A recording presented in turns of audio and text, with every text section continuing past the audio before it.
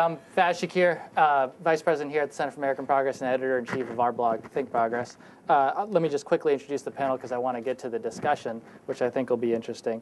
To my left is our filmmaker of tonight's film. This was his first full-length feature film and first screening in Washington, D.C. This is Taki Oldham.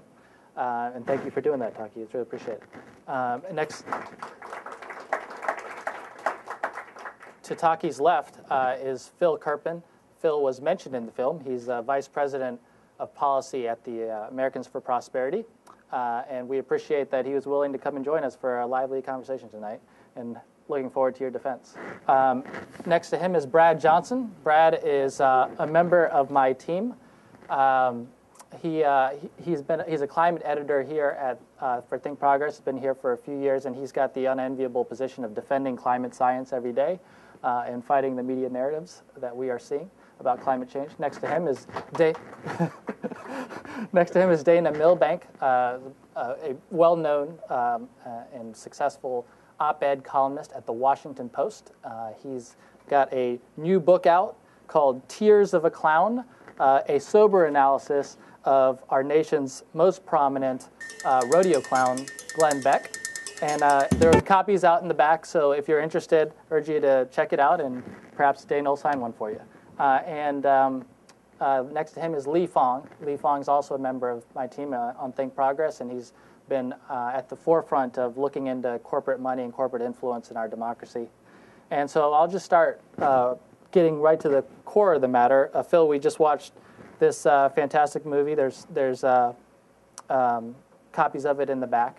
And we're all interested in hearing is Americans for Prosperity, a corporate-funded front group that deceives and manipulates the agenda for the interests of corporate profits? Exactly to the same extent that you are, I think would be the fair and honest answer to that. And I think it's appropriate that we're at the Center for American Progress Action Fund for a forum on AstroTurf, because I believe that CAP is the leading proponent of AstroTurf and tactics on the left. And in particular, I think when it comes to the healthcare talking point that was so predominant in summer of last year, it really is a case, a textbook example, rather, of astroturfing in action. And we saw the manufactured anger talking point start on the Think Progress blog. You may have written about it. Within a day, the DNC had sent it all around town as a memo to all of the other groups that are on the 8:45 a.m. coordinating call. We saw the White House echoing it by the following Monday, and the New York Times picked it up as well, and then it hit the whole media echo chamber, this idea that it was manufactured anger. And it was belied by all of the real conviction of all the folks who were out there, which have been reflected in the polls, and I think will be reflected in the bloodbath on Tuesday. But this manufactured anger talking point had huge resonance, starting from this blog of the Center for American Progress. So I did the same sort of 5-minute grade school level research that Taki did about us, about the Center for American Progress. And I went to their annual report to say, well, who are some of the folks on their board of directors? I should mention that I requested earlier today a copy of their Form 990 with Exhibit B with redaction, which they're required by IRS regulation to provide to me, because I wanted to see all those huge numbers with the blacked out names next to them that are redacted. They haven't provided it yet. They are required to do so by the end of the day by law, so they may do so after this. But I looked at their board of directors because, of course, the great reveal from Taki that our chairman of our board of directors is affiliated with us was really not private information. In fact, that event was on C-SPAN, so it's pretty well-known public information who we're associated with. So I wanted to see, who are the board of directors of CAP? And I saw an insurance giant, Peter Lewis. I saw George Soros. I had a pretty good crisis guy, R.E.A. Nair. I saw subprime kingpin, Marion Sandler, private equity king, Tom Steyer, Don Sussman, the hedge fund king who keeps all his money in the Virgin Islands to avoid paying taxes. You may have seen him flying Barney Frank and Shelley Pingree there. It's been the subject of much discussion lately. Hans-Jörg Wyss, the manufacturer in Switzerland of medical devices, who might stand to benefit from taxes on his American competitors included in the healthcare bill. And Jose Villarreal, who is also on the board of First Solar Inc. And I can't think of how he might benefit from the work of these gentlemen, but maybe you guys can think about it. And then on the CAP Action side, some very prominent lobbyists like Broderick Johnson, who worked for AT&T for quite a long time, and Hillary Rosen of RIAA fame. And I looked elsewhere in their annual report, or again, 5 minutes of research, the same sort of tough legwork that Taki did. And I saw this picture of the Healthcare for America Now rally demanding that the government get into the healthcare business. And I started thinking, now, who were the major proponents of that along with CAP? Well, we had AHIP. The insurance industry was running lots of ads saying we need to reform healthcare. They didn't want the public option, but the bill they got, they loved, because we're all going to be forced with $200 billion of taxpayer money to buy their product, whether we want it or not. There was Families USA, which got $100 million of pharma money, which made it interesting to me that Mark Crispin Miller identified pharma as one of the villains, because they certainly seem to support this legislation to the tune of hundreds of millions of dollars for the market that it would open up for them with government buying their products. And HCAN itself, which of course was a coalition of just about every who's who on the left and all the big donors and so on going through them, Tides Foundation, Open Society, and so on. And then I did the same sort of cursory 5-minute check on the 3 subject experts who were in the movie, and I saw that Wendell Potter is a paid consultant to the National Association of Insurance Commissioners. He's got a clear interest in maintaining the status quo of the regulators in the states having all the power, not having real competition that would empower patients and doctors across state lines. I looked at James Hogan. It's interesting. I asked Taki, did you look at the guy's client list when you were interviewing a PR pro in Maven? Did you look at maybe he was spinning you for one of his expert PR schemes? Taki said he didn't bother looking at the client list, but if he'd spent that 2 minutes on Google, he would have seen 2 prominent U.S. Climate Action Partnership members who pushed for the cap-and-trade bill, Shell and Alcoa. And most interestingly, he would have seen Ritchie Brothers, the leading auctioneer internationally of industrial equipment. Can't see how they might benefit from strict regulations in the U.S. that cause our industrial equipment to be sold abroad. And finally, I looked at Mark Crispin Miller, who just said we were drowning in propaganda. Among the propaganda we're apparently drowning in is the idea that Osama bin Laden did 9/11, because he's a leading 9/11 truther who believes that George Bush was responsible for the terrorist attacks on the country that day. So these are the folks who had these attacks against Americans for Prosperity. Now, all of that set aside, I don't believe that any of these gentlemen or any of you have been tricked, manipulated, or fooled to advance the corporate interests of these folks. I believe that you ideologically believe in what you believe in, as I do, and then when you're out there fighting for things, you raise money from anyone who will give you money to advance the things that you believe in. And I think we saw the passionate belief of thousands of Americans in the film itself. You saw big demonstrations, you saw people interviewed talking about the basic patriotic sentiments that they have, the belief in a free market, their opposition to highly connected insiders of both parties. And I think we'll see on Tuesday that this is not a manufactured grassroots movement, that it's something very, very real and substantive. And with that, I'll close. Thanks, Phil. I wanted to allow you to go on for a little bit, but I'd urge the rest of us to try to shorten our answers and try to have a conversation here. Taki, it sounds like there were a couple shots at your research there. You want to take a stab at defending the film? Well, there was many. Is that on? Yeah, it's on. There was many things that you had to go at. I was aware of a lot of what you were talking about. There's probably too much. Is there anything specifically that you had a problem with factually? For example, Wendell Potter. Let me just take up Wendell Potter, for example. I mean, you've mentioned one aspect of Wendell Potter. What about the fact that he was the head of communications for 2 of America's largest health insurance companies? He got up there and he pointedly said, I used to create fake groups on behalf of the health insurance industry. So are you saying that he is not a credible, what he's saying is not credible, or you're disagreeing with the fact that he used to create these things, or are you being like a lawyer and finding some small little thing and using it to rip open and discredit its entire argument? Well, I'm disputing the used to part of that, because it seems to me he's doing the very same thing. He's now just spinning you from the other side of seeking government favors for his current employer. But I think you also missed the larger point that I was making, which is that it's very, very easy to find something in someone's background that happens to be congruent with their political beliefs or causes that they support. That doesn't discredit the argument. Ad hominem is the weakest form of argument, and you should engage us at the level of ideas, at the level of policy debate, not engage in these character assassination attempts against our board and our presumed donors, because it's trivially easy to turn that around on the other side, and it's not productive when we should be talking about public policy. It's not about their characters. I have no problem with libertarianism. It's fine. My problem is with when you've got hundreds of thousands of activists who've got no idea that they're out there opposing bills and opposing ideas that people backing this are going to benefit from. That's now, wrong. That's flat false. What's wrong about that? This is something that the left has difficulty understanding. Folks on the right are thrilled that people who've been successful in business want to put that money into political activism. When David Koch took the stage, as you saw, and was on C-SPAN, and Tim Phillips said that he was the original benefactor who was a successful businessman who put his money into Americans for Prosperity, there was a roar of applause. People said, that's great. I'm glad that you succeeded and are putting that money back into this type of advocacy, because our people, our rank and file, our grassroots members, admire business success and admire policies that keep government away from interfering in private business. They see it as a good thing. So it's not hidden from them. It doesn't have to be hidden from them. They like it. They're happy with it. Let me turn to Dana Milbank really quickly. But we'll get a lot of that, I'm sure. There's going to be time for question and answer from the audience, so I'm sure we're going to get a lot more of this.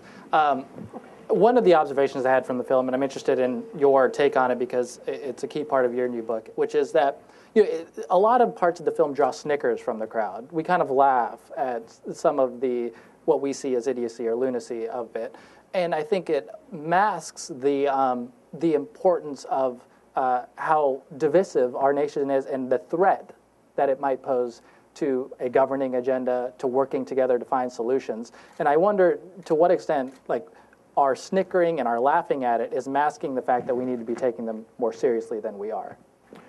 Well, I think that's a legitimate point. I think also we tend to, view people who are out there at rallies as the Tea Party movement. In reality, that's a very tiny fraction of the people who identify with this Tea Party movement, which, as Phil pointed out, is rather huge and about to influence our election in 8 days' time. I think both of these gentlemen are right in that it's fairly easy to draw and put together conspiracies on the left or on the right. I think what's missing from the discussion from the film is the context of what's been going on here, and that is the worst economy since the Great Depression. That is what's driving all these people out there to the rallies. That's what's driving this anger. These guys, at best, are channeling that, are benefiting from it, but that's really, in effect, I think, at the margin. And the anger out there is real, and it's huge. And we saw this on the other side in 2008. And had John McCain been president, you can be sure that there wouldn't be such thing as a Tea Party movement. It would be a much angrier version of the left from 2008. Brad, on the point of corporate money in astroturfing, it seems to me that one of Phil's arguments is, well, everybody takes corporate money. What's the problem with corporate money being used in this circumstance from energy companies and a variety of others? What is the problem with what they're trying to do? Aren't they just participating in democracy here? Personally, I think the fundamental issue is what Phil talked about, which is that it's about the ideas. And the ideas that are being sold by the Americans for Prosperity and their brethren are lies. And that's the fundamental problem, at least from, I don't personally have an expertise on healthcare policy, but in terms of climate science, what you saw in the film, the rhetoric, the concept that global warming is a leftist conspiracy to increase government control over Americans and to expand some kind of socialist world state, and it's a hoax that's being perpetrated somehow by the UN and scientists and other ideologues is it's a terrible falsehood. And it's really unfortunate that you have this growing concept that the science that fossil fuel pollution, when you put it in sufficient quantities into the atmosphere, it's called greenhouse gases because it heats the atmosphere, and when you put it into sufficient quantities in the atmosphere warms up, and that can have deleterious consequences when you do it on such a massive scale. That science has been known for decades. There's no actual question about that. And the only reason that there are questions about it in the public's mind is because of this campaign that's been fueled almost purely by literally millions, if not billions of dollars from the fossil fuel industry. Taking money from energy polluters to distort the science of global warming is the charge. What does Americans for Prosperity say to that? Well, you know, we don't engage the science of global warming, or we try not to. People occasionally, I mean, Taki, I think, caught a couple people off message, but overwhelmingly, our message has been focused. No, overwhelmingly, our message has been focused on the economics, because the truth is that regardless of the climate sensitivity, and I do think there's some question about the sensitivity. I'm sure you do. Do you not? In the sense do you think of the GCMs are perfect in terms of the sensitivity to a doubling of CO2? I think that they're sufficiently accurate that. Well, I think there's. But I mean, I know that you don't question the science other than when you're questioning the science. But. Well, my point. My point is that I do think there's a scientific debate about the sensitivity, while I would agree with you that clearly there is a greenhouse effect. My point is that none of the policies that have been proposed to address it have any impact on global emissions, on global atmospheric concentrations, or therefore on global average temperature. And so to say that we ought to adopt something like the Waxman-Markey or Kerry-Lieberman bill that will have zero impact on global average temperature, or 0.07 if you look at the NCAR estimate, yeah, for trillions of dollars and for pushing around money in a way that benefits a lot of the special interests, including most of the energy companies who are actively lobbying for this legislation through U.S. CAP and probably through you guys. You don't disclose, we don't know. But people like Shell and BP and others who are clients of Mr. Hogan's are actively lobbying for this. The idea that anybody's getting rich on our side is absolutely insane. There was this Greenpeace report that the Kochs put in $50 million over 10 years. $50 million over 10 years. One environmental foundation out of a couple dozen of similar size, the Hewlett Foundation, gave $481 million in a single grant in 2008 to ClimateWorks. There is massively more money on the other side of this issue. It's pushing policies that make some people rich and move a lot of money around, but have no impact on global average temperatures. That's what we're fighting against. Yeah, Phil is the Vice President for Policy at Americans for Prosperity. He's keen on talking about policy, and we appreciate that. But you've been out there at Americans for Prosperity rallies seeing the grassroots side of this operation, and he says, you know, we're interested in government and regulation and freeing small businesses. But it seems to me that the tone and tenor from what you see on the ground is quite different than a lot of this. Sure, and I appreciate being cast as the puppet master of the Democratic Party. I'm just a humble 23-year-old blogger. I'm not a skilled debater, so I'm going to try to give my piece. Not the. Sure, fair enough. And just to debunk one point that Kerpen just made, he says that Wendell Potter is working for the insurance industry and he wants to make the state insurance commissioner. Yeah, the health insurance companies rich. If you did cursory research, you'd see that Wendell Potter has always been for single payer. He doesn't want any health insurance companies at all. He says it all the time. He just wrote a book on it. It's out there.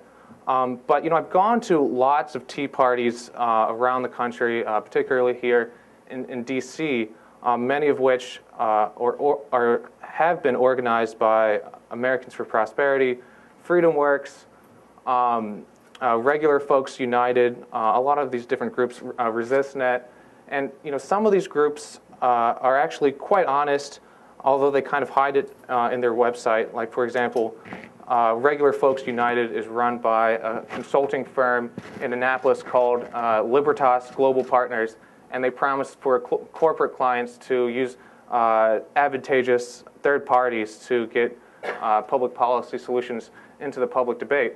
And so I would just wish that more groups that kind of engaged in the tea parties would be that open.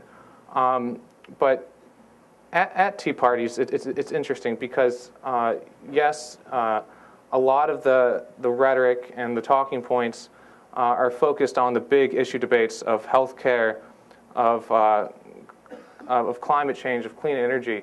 But the way that a lot of these tea parties bring people out and get people to these rallies are, unfortunately, with very explicitly or implicitly racist arguments.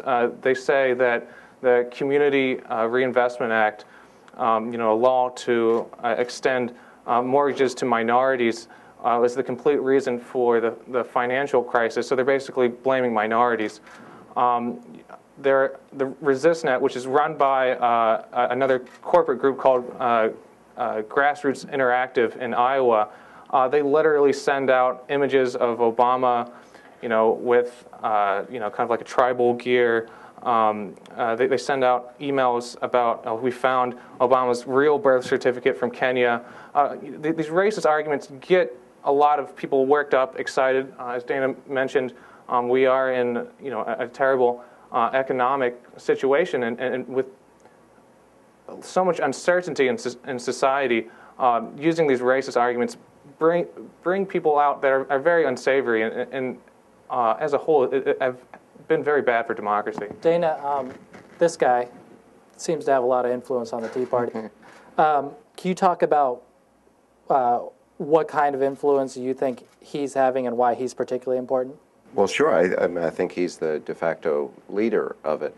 Actually, one of the more interesting things came after the book. I wrote about it last week, but he went on Beck went on his radio show, and made then and there on the air made a $10,000 contribution to the Chamber of Commerce, and urged all of his listeners to go get their last dollar and send it to the Chamber of Commerce. And I was thinking, what happened to sticking it to the man? They're saying, send your money to the man. Because nothing says grassroots populism quite like the U.S. Chamber of Commerce. But I think there's and if it's hard for me to get my arms around Dick Armey, who's just left this lobbying firm, to say that he's a grassroots leader, or Matt Kibbe, who came from the U.S. Chamber of Commerce. So I think that's beyond dispute. In that book, I spent a lot of time talking about Glenn Beck's paranoid conspiracy theories. There was a brief clip in the film about it, the Tree of Revolution, and sort of how Woodrow Wilson mated with Shea, and they gave birth to Obama, and he's related to to the Tides Foundation. I think Cap's in there somewhere, and Soros is of course behind it all. And I find that ludicrous, and it's a way of making an argument to avoid the argument. So I do get a little uncomfortable when I see all those vast right-wing conspiracy things with all the arrows, because it looks like Glenn Beck to me. So I think having a discussion tonight about the policy, and I actually thought I almost heard some agreement there. Did I? No, I'm just being too hopeful. Yeah, he agreed that the greenhouse effect exists. Okay, well that's progress. This is the Center We've never disputed that. We've never disputed This is the Center for American Progress, and some has been made. It's all about economics. Taki, you're an Australian filmmaker. You came from Australia to do a film about astroturfing, a peculiar subject, I think, to most people who would come here and decide to do a film. I wonder what drew you to it, and of course, since the time that you concluded it, the role of astroturfing has only ballooned and become a huger force on the national stage. I wonder if you had addendums to the film. If you were going to make it now, what would be different about it?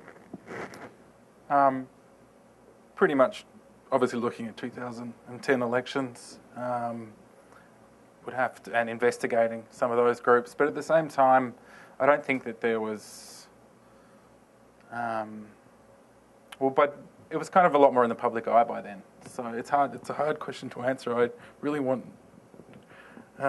couldn't think of anything worse than going back and doing more on the film, to be quite honest with you. It's I'm not too sure. But now that I have the mic, I do have one question. He has a question for you too. For you. And my question is basically that you talk about Center for American Progress being all funded corporate, and it's the same as Americans for Prosperity. I mean, I believe I read an article on The Hill the other day that talked about an email exchange that you did with Tim Carr, I think was. It was a Twitter. Twitter.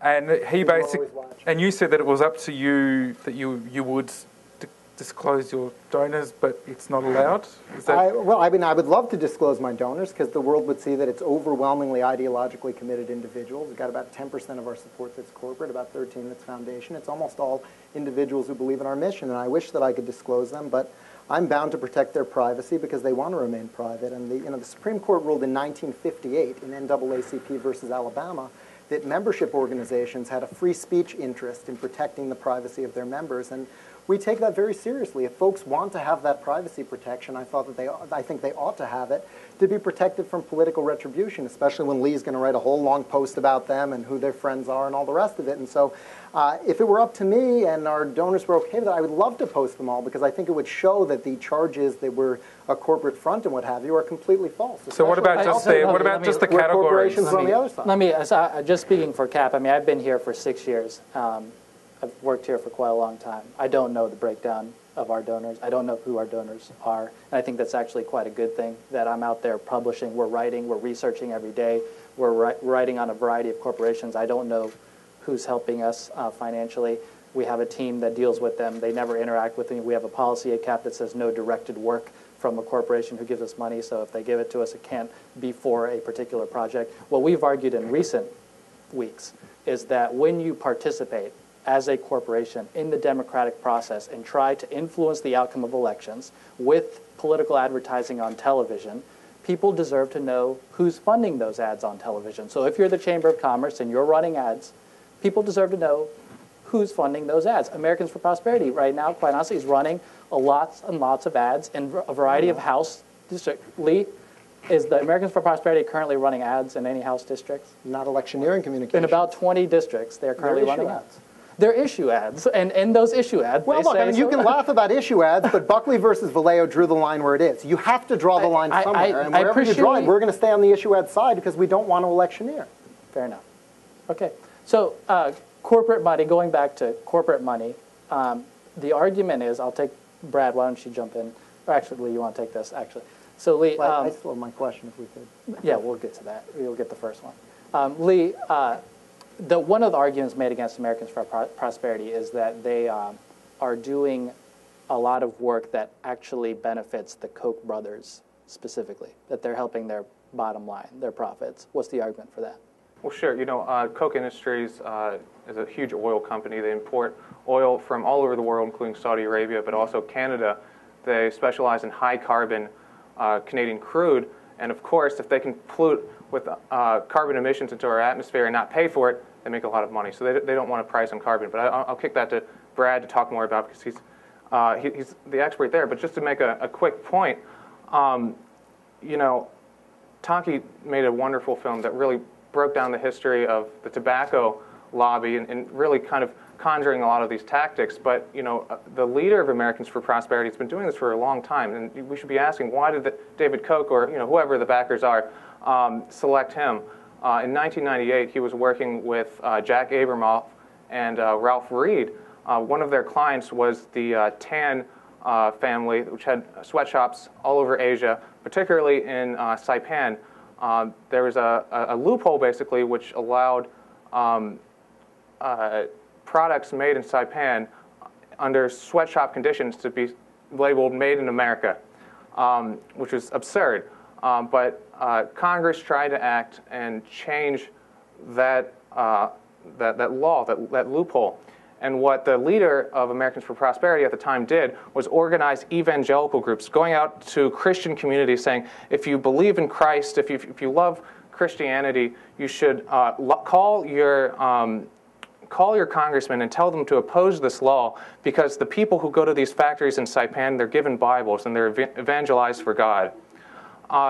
There's a problem with that, because you can take money and go out and organize and lobby, but if you're fundamentally lying to people and deceiving them and manipulating them for, I mean, these sweatshops, they had forced abortion and forced prostitution to a lot of the Chinese immigrants there.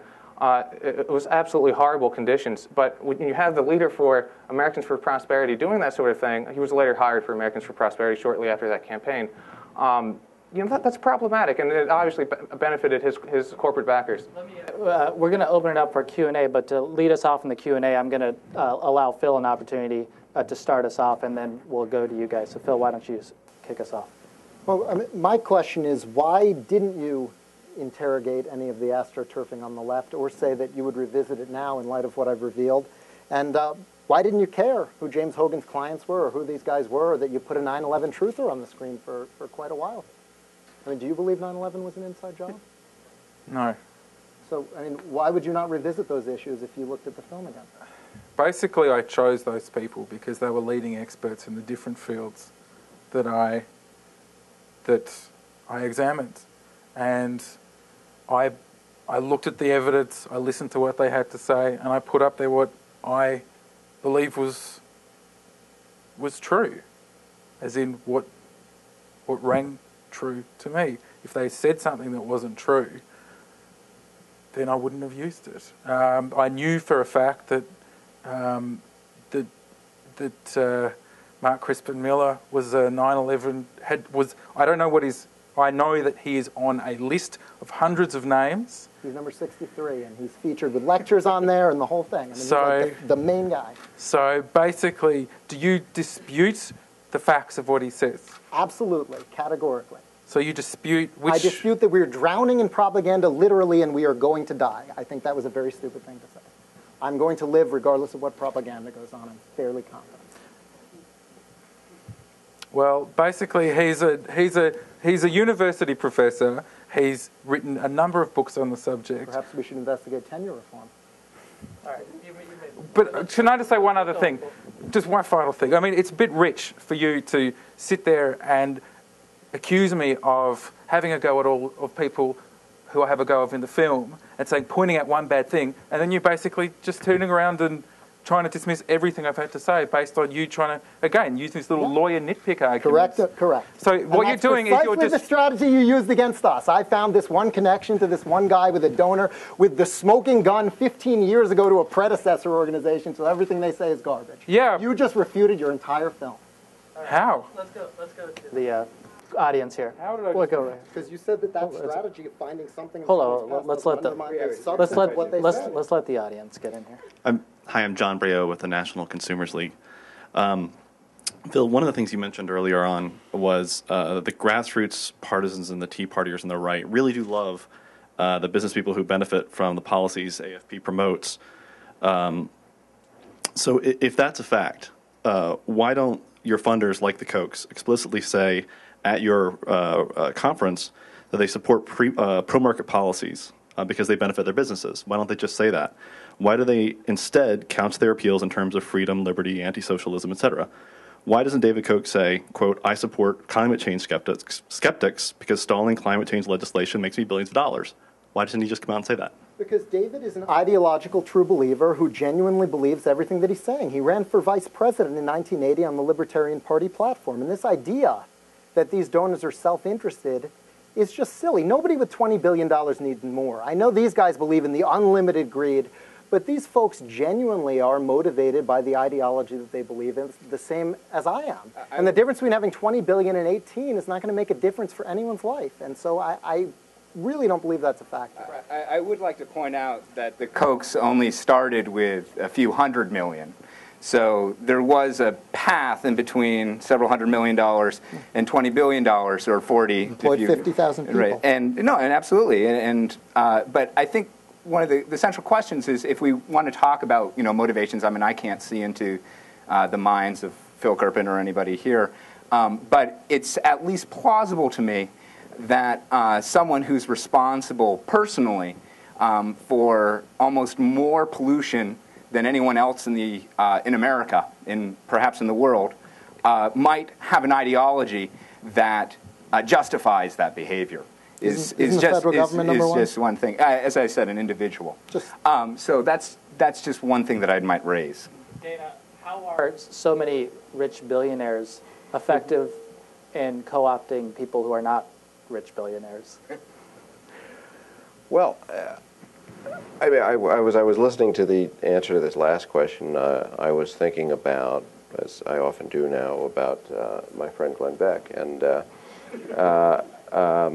he did a show suggesting that President Obama did not respond rapidly rapidly enough to the BP oil spill because he was trying to benefit Petrobras, the Brazilian oil company, to benefit George Soros. I think you guys actually got into this quite a bit. It was basically a complete invention, an internet myth. But one guy was watching that show, looked into it a little bit more online, and then decided he was so angry, he loaded his car up with guns and he went up to blow up the Tides Foundation.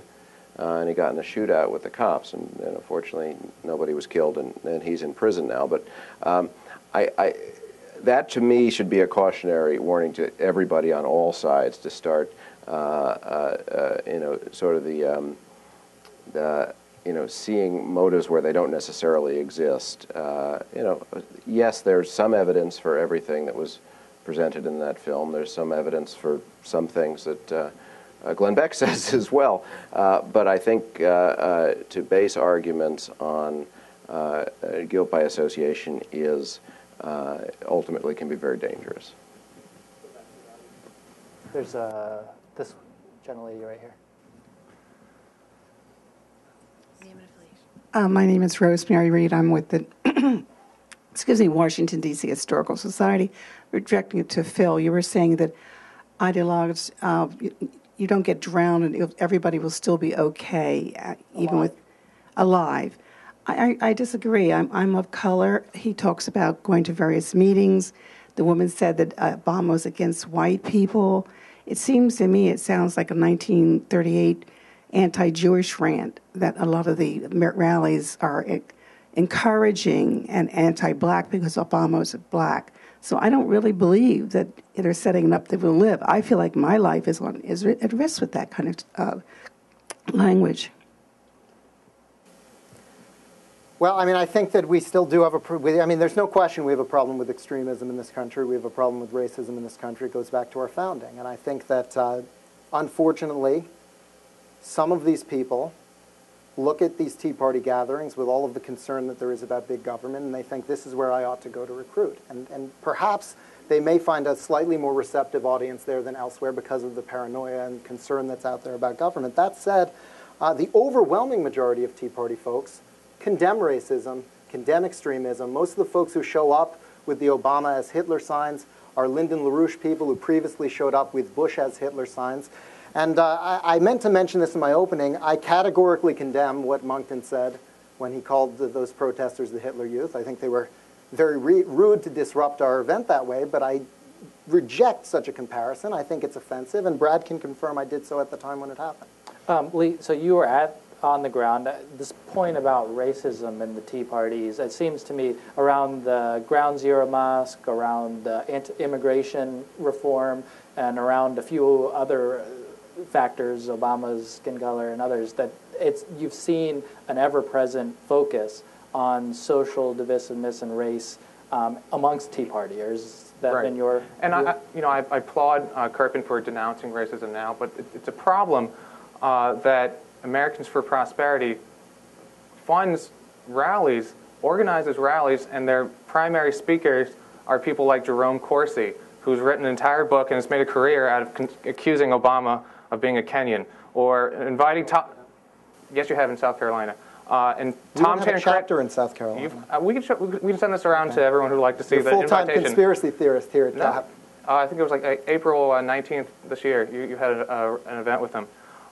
But also, you've invited Tom Tancredo to your rallies, had him as an official speaker. He says he wants to deport Obama. He says he's an illegal immigrant. A lot of these folks, and I go to official Americans for Prosperity events. I can just give you one kind of example of an incident. I walked up to a couple Americans for Prosperity staffers. They had the badge. And I said, why are you guys doing this? What's the deal? And I had a video camera. They wouldn't talk to me. They wouldn't tell me their name. And I said, what's your name? And they wouldn't even say anything. They just kind of snickered at me. Fair enough. Then a Tea Partier, I don't think hired by Americans for Prosperity, but he was standing in the area, said, hey, so what's your name? And I said, my name's Lee Fang. And he said, well, are you an American? What are you doing here? And, I've been to lots of rallies, lots of political events. I know the problem with LaRouche people. They used to come and crash my events when I did rallies on my college campus, they're a problem. But when you have this kind of systematic racism and no one's calling them out, all the Americans for Prosperity staffers who were with me at the time said nothing, and they kind of chuckled when this Tea Partier was accosting me. That's a problem. I've called it out every time I've seen it, and will continue to. And I'm sorry if you had an experience otherwise, but we don't condone that. And it's happened multiple times. That was the only time on camera. Let's go back to the right here. This gentleman right here at the top. Christine. Yes. Right, sorry, right here. What was it? Right. Name and affiliation, please. Adam Siegel, Energy Consensus. Phil, thank you very much for confirming what you have a reputation for being an excellent debater, but when it comes to science, it really isn't a debate society. The facts actually matter, and that happens to be one of the problems, is that those debating climate science are trying to debate on the edges, just like you're trying to debate here, climate sensitivity to a doubling of CO2. Yes, there's a scientific debate about just how bad it will be, how fast, how much it goes up. It's not a question about whether it will be bad, whether the results are things that we want to avoid. It's a question of how much they will be. You're attacking Jim Hogan. We can bring in, do you want to bring in the 100, 200, 300 people who have studied it? Would you prefer that he have interviewed Naomi Oreskes rather than Jim Hogan? I mean, what's the list of people that you need to be highlighting that this has been a propaganda war to create an image that there's a debate in science, when the scientific community doesn't have this debate that you're trying to claim? Economics is concerned with trade-offs, and it makes quite a bit of difference.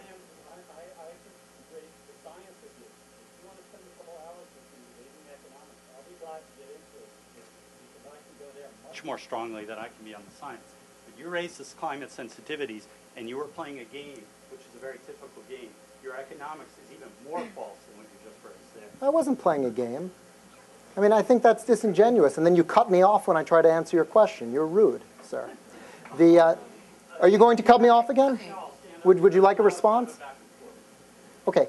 The relevance of sensitivity is with respect to the costs of inaction relative to the significant costs of the proposed policies with respect to the reduction in atmospheric concentrations. And I think if you look at Inder Goklani's work, where he re-reviewed the Stern Review, I think it was very compelling that even in the worst case scenario in terms of sensitivity, the economic costs of action are greater than the costs of inaction relative to a future world in which it's warmer, but we're poorer for having taken action now.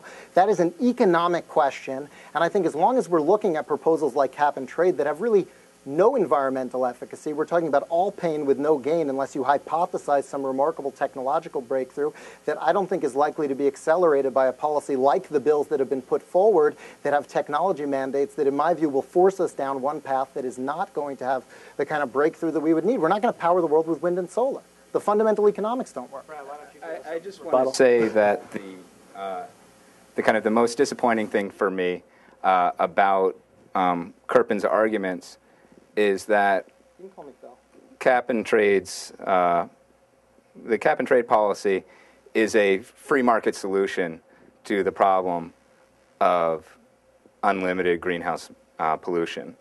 And it's really unfortunate that we have someone who I'm sure genuinely believes himself to be a supporter of the free market, who, when faced with a very real problem that global greenhouse pollution needs to be reduced drastically within the next several decades, that his only response is to either question the existence of the problem or the severity of it, or to demonize free market responses to that problem as socialism. And it's something that, because I don't, this is really, it's a really terrible thing. Because have emissions in covered sectors down in Europe before the recession? It's a really terrible thing, because this is a problem that really genuinely requires, especially with the current makeup of our government, requires the acceptance of both parties on our national stage, that this is a problem that deserves solution and that can be tackled by what I still believe to be the greatest country on this planet. And the idea that because of organizations like Americans for Prosperity and the propaganda they've promoted over the last several decades, that we have an entire party, one of the two parties of the United States, that almost without exception, except for Hawaii and Vermont, you can't even find a single Republican candidate who is willing to tackle this challenge. And I think that's a really, really sad statement about the health of our democracy. Let's try to wrap up. And I want to give everyone an opportunity to have some concluding remarks, but we've got elections coming up, Lee. What do you anticipate the impact of those elections are going to be on this question of corporate money influencing elections? Well, I think Phil is right. Republicans are going to do very well. But again, it's unfortunate because people are being deceived. You know, there's the, I believe, New York Times story the other week that no one even knows that that 95% of Americans got a tax cut from Obama. People don't understand the basic facts of health reform. People don't understand what cap and trade is because of a lot of different front group attack methods. People don't even believe in climate change anymore. The belief in the science has plummeted like 30%.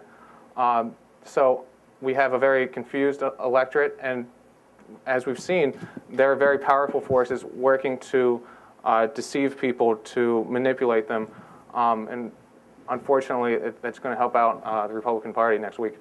Your views on the media's role in all of this? You're the only mainstream media journalist. What's the media's role here? It's our fault, whatever. Everything.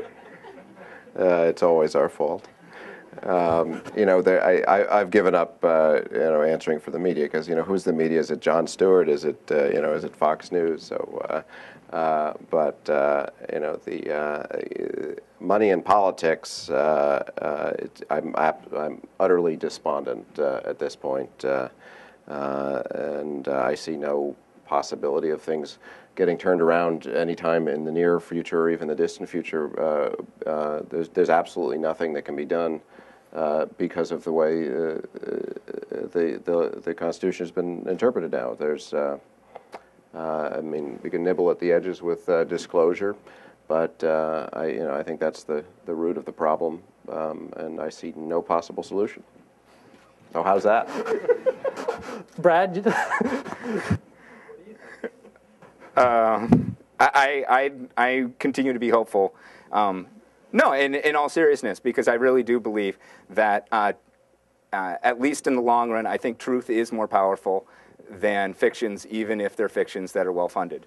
And I also like to believe that the long run will come sooner rather than later.